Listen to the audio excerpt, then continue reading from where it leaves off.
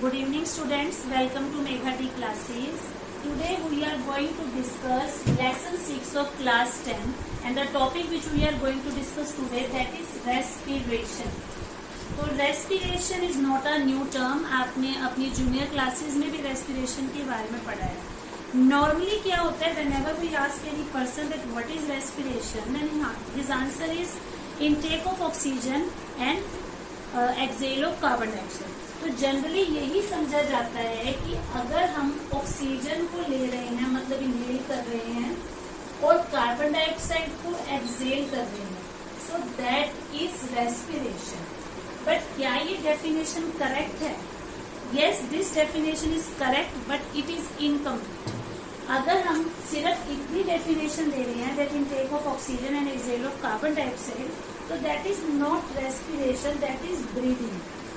अगर हिंदी में मैं बात करूं तो ऑक्सीजन को लेना और कार्बन डाइऑक्साइड को छोड़ना वो ब्रीदिंग कहलाता है, मतलब सिर्फ सांस लेना कहलाता है. लेकिन जब आप बात करते हो रेस्पिरेशन की, तो respiration is a very broad term. Respiration के अंदर ब्रीदिंग जो है दैट इज फर्स्ट स्टेप. मतलब रेस्पिरेशन जो है उसके अंदर ब्रीदिंग इंक्लूड हो गया, बट कंप्लीटली ब्रीदिंग को आप रेस्पिरेशन नहीं मान सकते. तो रेस्पिरेशन की जब हम बात करते हैं तो उसमें दो चीजें आएगी. पहली चीज तो ब्रीदिंग, कि आपने ऑक्सीजन को लिया एंड कार्बन डाइऑक्साइड को रिलीज किया. एंड सेकेंड थिंग इज कि जो आपने ऑक्सीजन ली वो ऑक्सीजन क्या करेगी, जो आपने फूड कंज्यूम किया था उस फूड को ऑक्सीडाइज करेगी, और ऑक्सीडाइज करके that will give you energy. Okay, तो अब आपसे अगर कोई डेफिनेशन पूछता है दैट व्हाट इज रेस्पिरेशन, तो आप क्या बोलोगे? Respiration is a process in which oxygen is taken in, carbon dioxide is taken out, and the food which we eat is processed और ऑक्सीडाइज्ड टू फॉर्म एनर्जी. मतलब आपको दोनों बातें याद रखनी है कि रेस्पिरेशन में आपने ब्रीदिंग को भी इंक्लूड करना है, प्लस फूड को ऑक्सीडाइज करके एनर्जी भी प्रोड्यूस करना है. Okay, so that is the complete definition of respiration. अब यहाँ पे जैसे कि आप देख सकते हो, मैंने पहले से ही लिखा हुआ है different pathways of glucose breakdown. तो ये मैंने क्यों लिखा है? Of course to save time.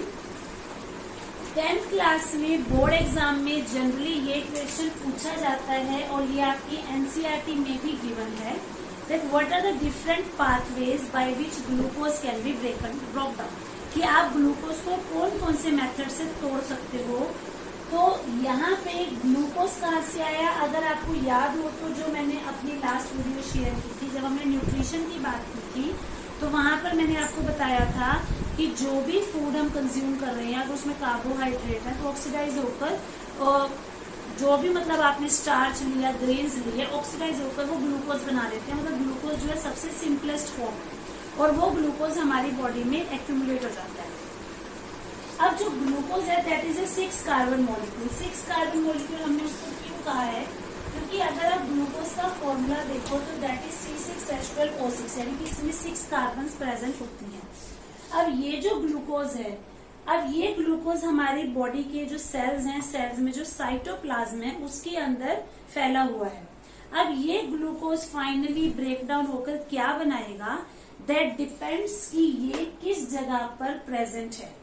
तो यहाँ पर 3 पाथवेज हो सकते हैं जिससे कि ग्लूकोज का ब्रेकडाउन होगा, और इन तीनों कंडीशंस में जो आपको प्रोडक्ट्स मिलेंगे दैट विल बी डिफरेंट.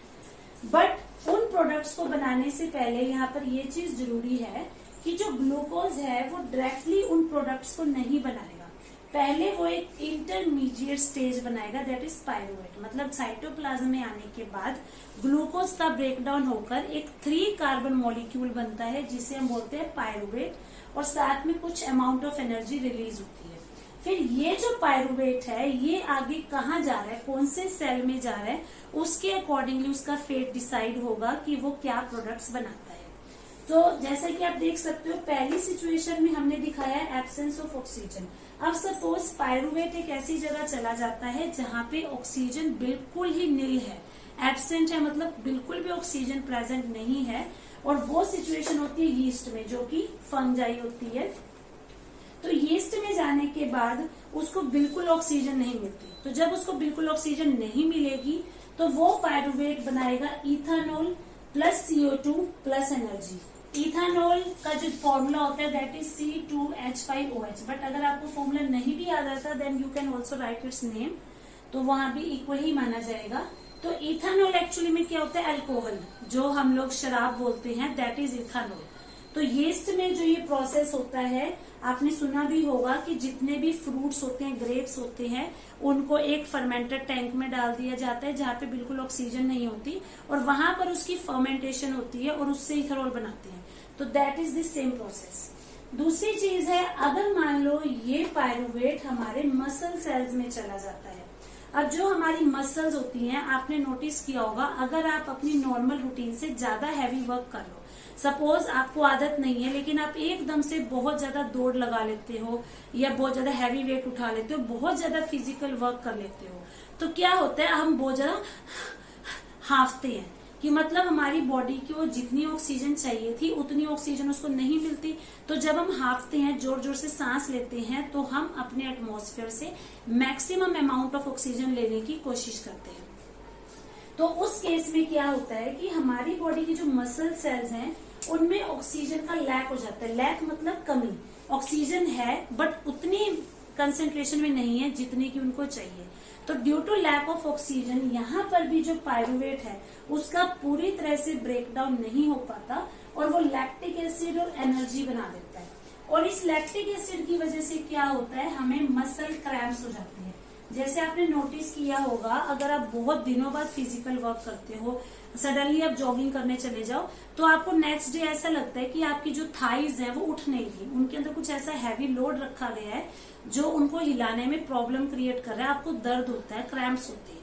तो वो क्यों है, क्योंकि ऑक्सीजन की वैल्यू कम होने की वजह से जो आपका पायरुवेट था वो पूरी तरह से नहीं ब्रेक डाउन हुआ और उसने लैक्टिक एसिड बना दिया। और जहां जहां वो लैक्टिक एसिड हमारे मसल्स में इकट्ठा होता जाएगा वहां पर हमें क्रैम्प्स जो है फील हो सकती है। और अगर थोड़े दिन तक आपकी सेम रूटीन रहे तो ऑटोमेटिकली वो क्रैम्प्स डिसॉल्व हो जाती है।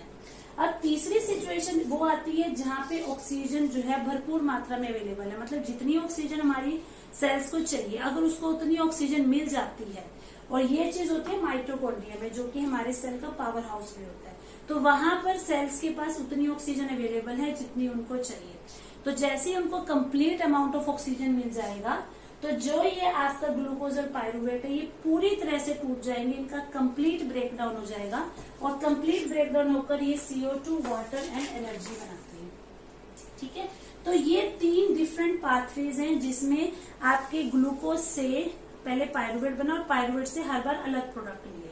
अब इन 3 पाथवेज के अकॉर्डिंगली हम क्या कर सकते हैं, इन 3 पाथवेज के अकॉर्डिंगली हमने रेस्पिरेशन को 2 टाइप्स में डिवाइड कर दिया। मैंने यहाँ पे हाफ रब किया है तो वो भी आपको क्लियर हो जाएगा।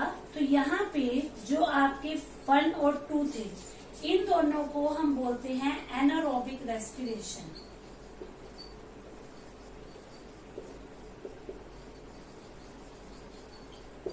और जो हमारी 3rd सिचुएशन बचती है that is known as aerobic respiration.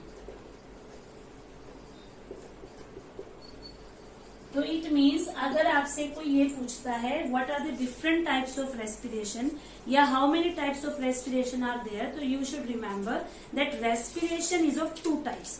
2 types की रेस्पिरेशन होती है, एक होती है एरोबिक, एक होती है एनारोबिक। तो जो अभी हमने 3 सिचुएशंस देखी, उन सिचुएशन में से जो फर्स्ट 2 सिचुएशंस है वो एनारोबिक सिचुएशन को रिप्रेजेंट कर रही है और जो 3rd सिचुएशन है that represents the aerobic respiration. अब यहाँ पे एरोबिक और एनारोबिक का क्या मतलब है, यहाँ पे आप बच्चों ये समझ लो कि ये जो एयर शब्द आया ये आया एयर से, मीन्स हवा से। हवा का मतलब है यहाँ पे ऑक्सीजन से। तो जब हम बात करते हैं एरोबिक रेस्पिरेशन की तो इट मीन्स इस रेस्पिरेशन में ऑक्सीजन जो है that is available, completely available, जितनी ऑक्सीजन चाहिए उतनी ऑक्सीजन अवेलेबल है। But when we talk about anaerobic, जहां पर भी एन शब्द आ जाए यानी कि वहां पर किसी न किसी चीज की कमी है। तो anaerobic respiration is that respiration in which oxygen is not available और either available in very less amount, कि या तो ऑक्सीजन अवेलेबल है ही नहीं या उसकी कंसेंट्रेशन बहुत ही कम है।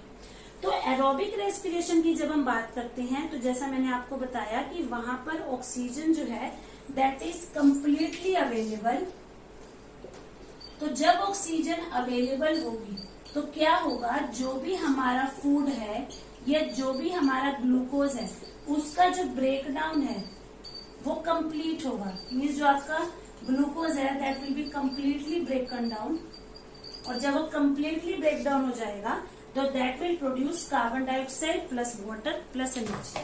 तो क्योंकि एरोबिक रेस्पिरेशन में ज्यादा ऑक्सीजन अवेलेबल है तो जो ग्लूकोज है वो पूरी तरह से टूट जाएगा, तो वो ज्यादा एनर्जी प्रोड्यूस करेगा। तो इस प्रोसेस में 38 एटीपी मॉलिक्यूल्स प्रोड्यूस होते हैं, बट इनमें से 2 एटीपी मॉलिक्यूल्स जो हैं उसी टाइम इस्तेमाल हो जाते हैं, यूज हो जाते हैं इस प्रोसेस को होने में। तो अगर हम नेट गेन माने तो हम ये कह सकते हैं कि इस प्रोसेस में 36 एटीपी ग्लूकोज मॉलिक्यूल्स प्रोड्यूस होती है। मतलब कि जब ये पूरा प्रोसेस कंप्लीट हो जाएगा तो एनर्जी जो प्रोड्यूस होगी that will B 36 ATP molecules. अब हम बात करते हैं एनारोबिक रेस्पिरेशन की। एनारोबिक रेस्पिरेशन बिल्कुल इसका ऑपोजिट है। तो फर्स्ट चीज आपको ये याद रखनी है कि इन एनारोबिक रेस्पिरेशन या तो ऑक्सीजन बिल्कुल ही एब्सेंट है, जैसे हमने यीस्ट के केस में देखा, या ऑक्सीजन की जो वैल्यू है वो कम है, means oxygen is not available in free amount, उसका अमाउंट लिमिटेड होगा। दूसरी चीज क्या है, अब क्योंकि ऑक्सीजन कम मिल रही है तो ग्लूकोज का कंप्लीट ब्रेकडाउन नहीं होगा, there will be incomplete breakdown of glucose. अब ग्लूकोज का ब्रेकडाउन कम हो रहा है तो ऑटोमेटिकली वहां पे जो एनर्जी प्रोड्यूस होगी दैट विल बी लेस। तो जैसे यहाँ पे हमने ये माना है कि 36 एटीपी मॉलिक्यूल्स बनते हैं, एनारोबिक रेस्पिरेशन में हम ये मानते हैं that only 2 ATP molecules are produced. So that is again an important question. आपसे एरोबिक एंड एनारोबिक रेस्पिरेशन में डिफरेंसेस पूछे जा सकते हैं। तो फर्स्ट डिफरेंस आप जो दोगे that will B of their definition.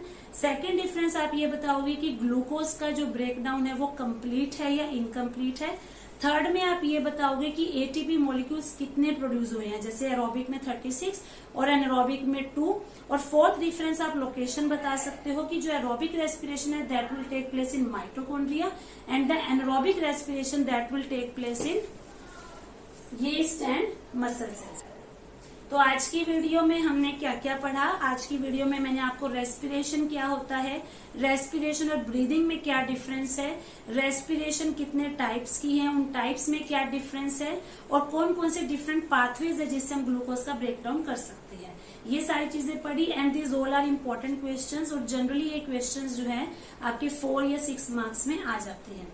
But if still you have any doubt then you can ask me in comments और you can message me. Thank you.